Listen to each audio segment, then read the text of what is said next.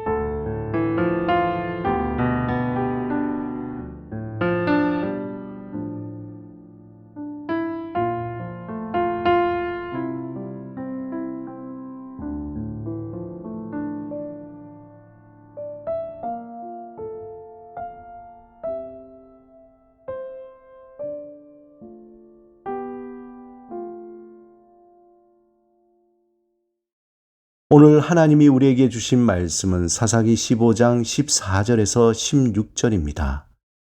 함께 말씀을 읽고 우리에게 들려주시는 하나님의 음성을 듣겠습니다. 삼손이 레이의 이름에 블레셋 사람들이 그에게로 마주 나가며 소리 지를 때에 여호와의 영이 삼손에게 갑자기 임하시매 그의 팔 위에 밧줄이 불탄 삼과 같이 그의 결박되었던 손에서 떨어진지라. 삼손이 나귀의 새 턱뼈를 보고 손을 내밀어 집어들고 그것으로 1000명을 죽이고 이르되 나귀의 턱뼈로 한 더미 두 더미를 쌓았으며 나귀의 턱뼈로 내가 1000명을 죽였도다 하니라.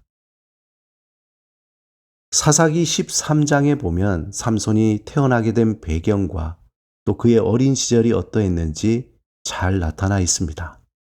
특별히 13장 24절 25절에 보면 그 여인이 아들을 낳음에 그 이름을 삼손이라 하니라. 그 아이가 자라매 여호와께서 그에게 복을 주시더니 소라와 에스다올 사이 마하네단에서 여호와의 영이 그를 움직이기 시작하셨더라. 삼손의 어린 시절은 한마디로 하나님의 감동을 받은 자, 성령 충만한 자, 하나님의 풍성한 은혜를 입은 자였습니다. 오늘 본문이 있는 사사기 15장은 성령에 감동된 삼손이 맹활약하는 모습이 나타나 있습니다. 이미 14장에서 삼손은 결혼식 피로연 때에 자신이 낸 수수께끼로 낭패를 본 삼손은 얼마 후에 아내를 찾으러 처가에 갑니다. 처가에 도착한 삼손은 아내를 찾았지만 장인은 이미 그의 아내를 다른 사람에게 시집 보내버렸습니다. 이에 화가 난 삼손은 요 300을 붙들어서 그 꼬리와 꼬리를 메고 회를 취합니다. 그리고는 회에 불을 켜고 그것을 블레셋 사람의 곡식밭으로 몰아들여 곡식당과 아직 배지 않은 곡식과 또 감람원을 모두 다 태워버립니다. 이러한 삼손의 보복에 블레셋 군대는 삼손의 장인과 부인을 불살라버립니다. 그러자 삼손은 더욱 화가 나서 블레셋 사람을 크게 도륙하고는 에단 바위 틈에 거하게 됩니다. 그 후에 유다를 치러 올라온 블레셋 군대에게 동족인 유대인에 의해 삼손은 결박당해 잡히게 됩니다.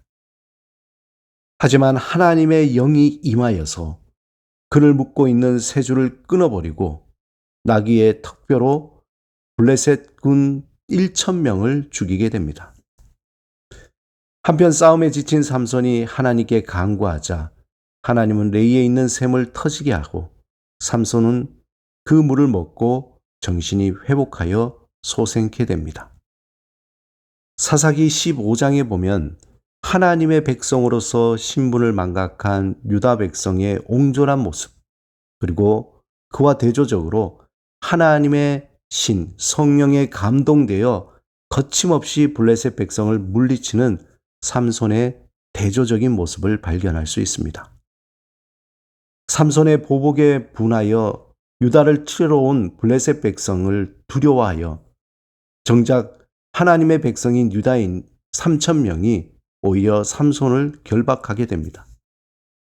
사실 유다 3,000명이면 삼손과 함께 유다를 치러 온 블레셋 군대 1,000명을 충분히 이기고도 남으며 어떻게 보면 블레셋에서 독립할 수도 있었을 것입니다. 하지만 유다 백성에게는 그러한 패기도 담대함도 없었습니다. 그들은 이미 하나님의 백성임을 망각하였습니다. 그들은 하나님이 그들을 어떻게 인도하셨는지에 대한 모든 은혜를 망각해버렸습니다.